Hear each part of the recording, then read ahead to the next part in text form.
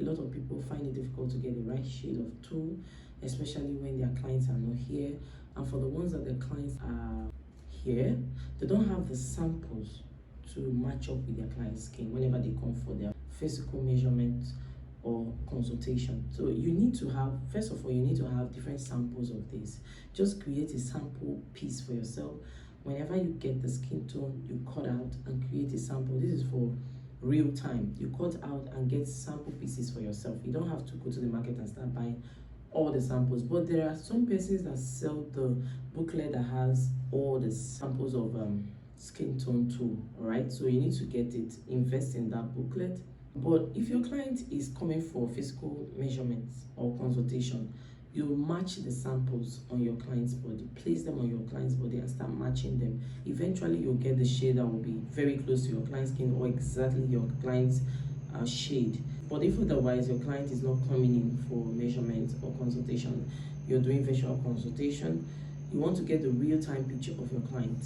Natural picture with no filters or anything. You will use that to determine the shade, the skin tone of your client. By when you go to the market, you could look for someone that has same kind of skin tone with your client, the same shade with your client, and then you can just politely speak with the person that you would like to match the skin tone, just to make sure that it fits perfectly on your client.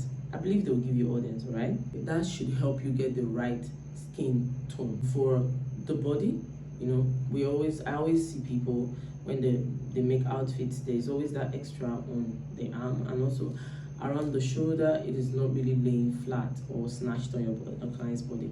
That is not correct. So what you want to do concerning the upper part, you know, the skin tone tends to stretch on one side or on both sides, but not much. If you're getting the tool, please get the original tool. That will help you a whole lot. You don't want to make use of logo tool. You will see people using this shade for dark skin. It's not going to work. You will see people using this shade for very light skin. It's still not going to work. So you want to make sure you're using the right tool, because that will really give you class and also help you present your outfits properly. If you're making couture or bespoke outfits, you don't want to be making use of logo tools. They are not going to work. They will only bring down the value of your job or the beauty of your job. So if you want that classy look, classy finish, you need to use the right skin tone for your luxury outfits, your couture outfits. All right, when you're taking your client's measurement, you know, around this area, after flexing their elbows, you want to make sure that it's really firm, also firm. You know, take their exact round sleeve measurement and then the length of the sleeve. Then when you're done, when you make it for the length of your sleeve, you want to add extra 1 inch to it so it doesn't jump around this area.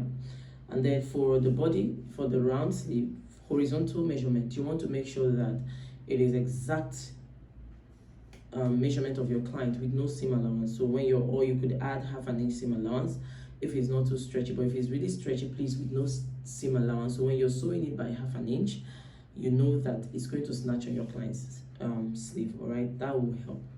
And then when it snatches, it's not going to jump because you've already added an extra 1 inch to the overall length of your client's sleeve.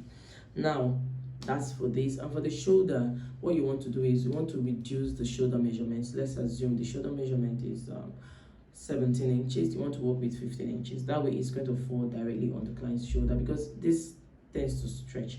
And then the part that stretches, you're going to locate the part that stretches more. Let's say this part or this part. In my case, this part stretches more, so I'm going to make use of the stretchy part horizontally. It should be horizontally, and then this non-stretch vertically, which is overall shoulder measurement. So when you snatch it by 2 inches or 1.5, it's going to lay flat on your client's body, snatched on your client's body, because you've already tightened the chest area. Not forgetting to also tighten the chest area when you're drafting on your pattern paper. But first things first, snatch it on the shoulder, which is adjusting by the 1.5 inches or 2 inches seam allowance. All right, 2 inches off your client's measurement rather.